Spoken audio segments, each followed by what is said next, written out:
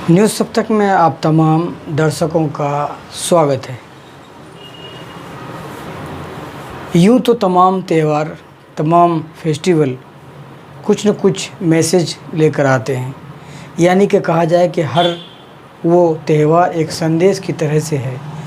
देश में जितने भी त्यौहार मनाते हैं हम सब, उन त्योहारों में कुछ न कुछ संदेश, कुछ न कुछ मैसेजेस ज़रूर होते हैं और उसमें हमें समझने की ज़रूरत होती है।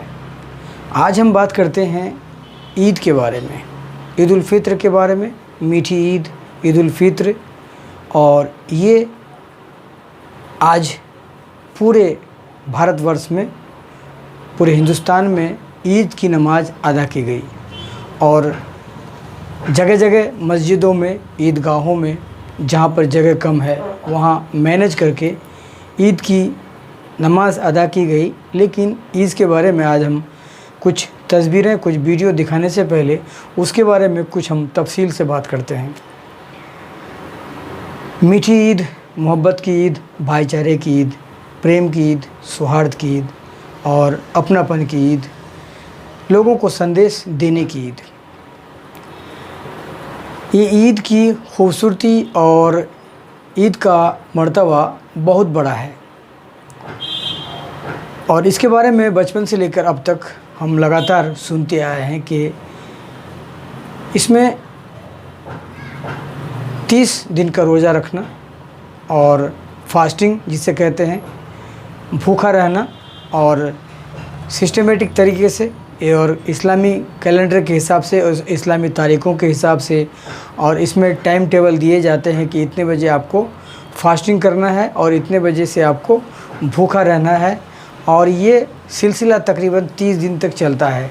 ये हम आपको इसलिए बताते हैं कि बहुत सारे लोग मुझे पूछते हैं, जानने की कोशिश करते हैं मोटे तौर पर। तो आज हम बहुत सारे जो दोस्त हैं, बहुत सारे जानने वाले हैं जिनको पता नहीं है, मुझसे जानने की कोशिश करते हैं, समझने की कोशिश करते हैं। तो ये मोटे तौर पर हम आपको बता देते हैं कि ये 30 दिन का जो महीना है बड़ा ही बरकतों वाला मुबारक महीना है, यानी कि इस महीने में बेनिफिट्स हैं, फ़ायदे हैं। अगर कोई प्रेयर करता है तो उसको फ़ायदा मिलता है और बाकी के दिनों से ये महीना अलग है। ये महीना इसलिए इस महीने का नाम मुबारक महीना दिया गया है, पवित्र महीना दिया गया है। इस महीने में 30 दिन ख़ास होता है, बहुत ही अलग होता है, बाबरकतों वाला, और ज़्यादातर लोग इस महीने में इबादत करते हैं, ख़ास करके मुस्लिम समुदाय के लोग। और इसमें कई ऐसे वीडियो में जानकारी आई है कि दूसरे भी जो समुदाय के लोग हैं वो भी रोज़ा रखते हैं, और कई बार हमने ये देखा है और बहुत अच्छा लगता है, क्योंकि इसमें फ़ास्टिंग है और फास्टिंग हर धर्म में है लेकिन अलग अलग तरीके से है। और फास्टिंग रखना सेहत के लिए फ़ायदेमंद है, लाभदायक है। कई तरह की बीमारियों से निजात मिलती है, सेहत अच्छा रहता है। ये साइंस के एतबार से है, लेकिन मजहबी एतबार से, दीन के एतबार से ये जो 30 दिन है, 30 दिन के जो रोज़े रखे जाते हैं, बिल्कुल इसके अंदर में जो कानूनी कायदे हैं, जो रूल्स हैं, सिस्टम है, इसमें बहुत बेहतर है। और इस महीने को बरकतों वाला कहा गया है। इस महीने में ख़ास करके लोग ज़्यादातर इबादत करते हैं। जिस तरह से रोज़ा रखना, उपवास, फास्टिंग जिसे कहते हैं, रोज़ा रखना और 5 टाइम का नमाज़ पढ़ना, इबादत करना, और रात को कसरत से तरावी पढ़ना, कई घंटे तक लगातार तरावी पढ़ना, और एक प्रक्रिया लगभग महीने भर चलता है, कुछ 20 दिन तक। तो कहीं अलग अलग तरीके से अपने अपने जगहों पर, अपने अपने मस्जिदों में लोग इस तरह की जो है नमाज़ें अदा करते हैं। लेकिन मेरा बेसिक बताने का है आपको कि इस महीने में खाने पीने का सिस्टम, बहुत सारी चीज़ें जैसे फल, फ्रूट्स, जूस, शरबत वगैरह, इन तमाम चीज़ें जो है अपने आप से कुदरत, यूँ कहेंगे कि कुदरत का करिश्मा है कि अपने आप से आपके दस्तरखान में सामने आ जाते हैं किसी न किसी तरीके से। इस महीने में बहुत ही खुशी होती है कि जब लोग भूखा रहते हैं, रोज़ा रखते हैं और रोज़ा रखने के बाद जब इफ्तार करते हैं तो बहुत खुशी होती है। और बहुत सारे लोग बहुत जो दूसरे धर्मों के हैं वो रोज़ा भी रखते हैं और हमें पूछते भी हैं कि मुझे भी बहुत अच्छा लगता है, अच्छा फ़ील होता है।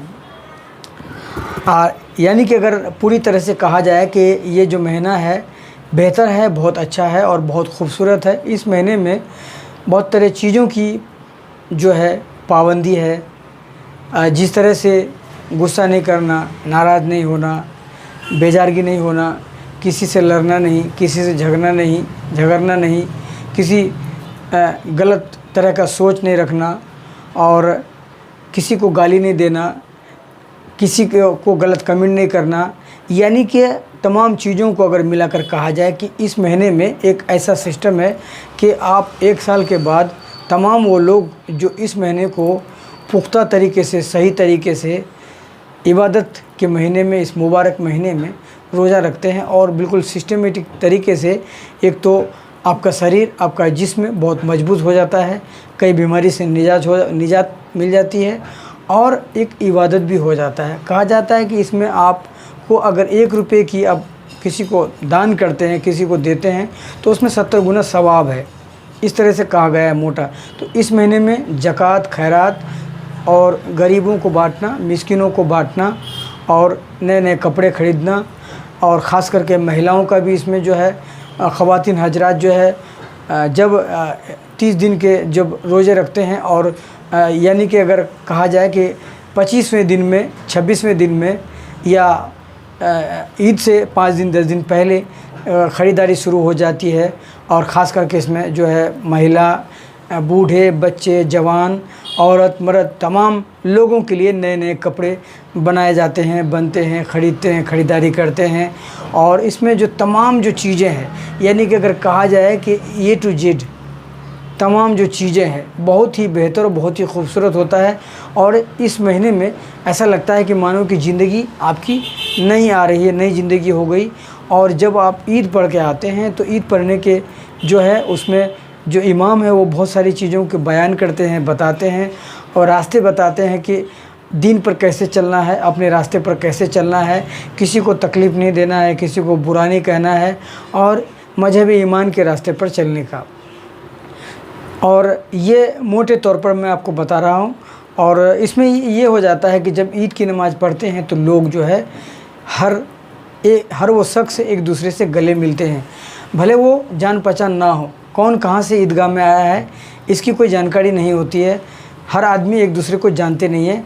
लेकिन इसलिए कहा गया है इसको कि भाईचारा और प्रेम का ये सौहार्द का त्यौहार है और ये मीठी ईद है। जब लोग ईदगाह में नमाज़ पढ़ते हैं, एक दूसरे से गले मिलते हैं, ये सिलसिला हज़ारों सालों से चलता आ रहा है। और ये सिलसिला जो है इसको जो है बहुत बेहतर तरीके से जब डिजिटल के दौर में जब जानकारियाँ मिली है, जब लोग पढ़ते लिखते हैं तो इसको और भी बेहतर तरीके से, साफ़ तरीके से करते हैं, रोज़ा रखते हैं। तो ये जो तमाम जो चीज़ें हैं उसके बाद जब नमाज, जब ईद पढ़ी जाती है ईदगाहों में जब, तो लोग एक दूसरे से शख्स से मिलते हैं, एक दूसरे से मिलते हैं, गले मिलते हैं, हाथ मिलाते हैं, सलाम करते हैं, यानी कि मोहब्बत का पैगाम। और यही नहीं, समाज के लोगों से भी गले मिलते हैं, चाहे वो किसी जाति हो, धर्म का हो। और रास्ते में जब चलते हैं, कोई जान पहचान है तो उससे हाथ मिलाते हैं, उससे भी गले मिलते हैं।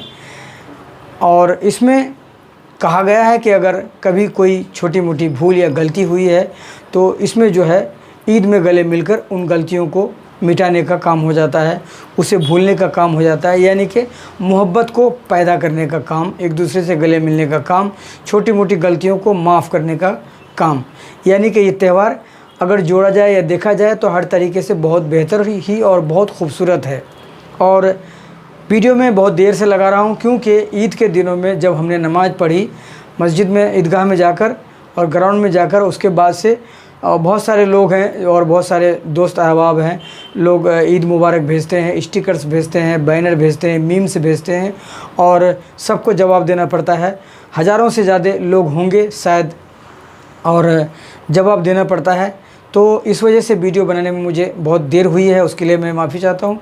और जो कर्नाटक के बेंगलुरु में लगातार से हमारी जो खबरें आप देख रहे हैं यूट्यूब पर, अगर आप मुझे देखना चाहते हैं, हमारे वीडियोस को आप देखना चाहते हैं, तो मेरे वीडियोस को आपको देखने के लिए गूगल पर जाना होगा। गूगल पर आपको सर्च करना होगा न्यूज़, NEWS, फिर स्पेस देना होगा SAB, फिर स्पेस देना होगा TAK, न्यूज़ सब तक, बीच में स्पेस लगाना होगा। जैसे आप गूगल पर सर्च करेंगे, सबसे पहले मेरा ही वीडियो आपको दिखेगा। बहुत सारे साथी, बहुत सारे दोस्त हमारे यूट्यूब पर सर्च करते हैं, यूट्यूब पर नहीं, आप गूगल पर सर्च करें, और माइक पर भी, गूगल के जो माइक है उस पर भी बोलकर आप सर्च कर सकते हैं न्यूज़ सब तक। न्यूज़ सब तक को आप सर्च करेंगे तो सबसे पहले आपको हमारा ये वीडियो मिलेगा।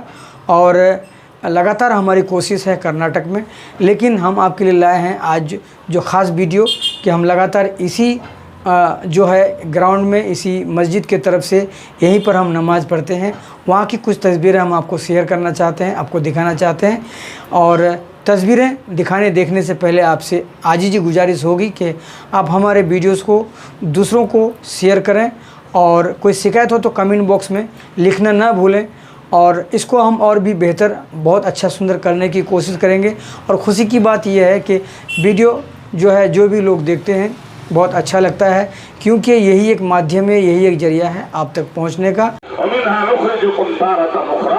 और अल्लाह ताला ने इंसान को मुरक्कबुम मिनल खती व निस्यान बनाया है। इससे भूल भी हो जाती है, इससे गुनाह भी हो जाता है। आज अल्लाह के दरबार में हम पहुंच चुके हैं। अल्लाह के नबी ने फरमाया कि बेहतरीन गुनहगार हुआ है जो अल्लाह से तौबा करे। बेहतरीन गुनहगार हुआ है, गुनाह करने के बाद उसके दिल में नफरतों को उड़ा दिया, आपस की चाखियों को, दुश्मनियों को खत्म कर दिया।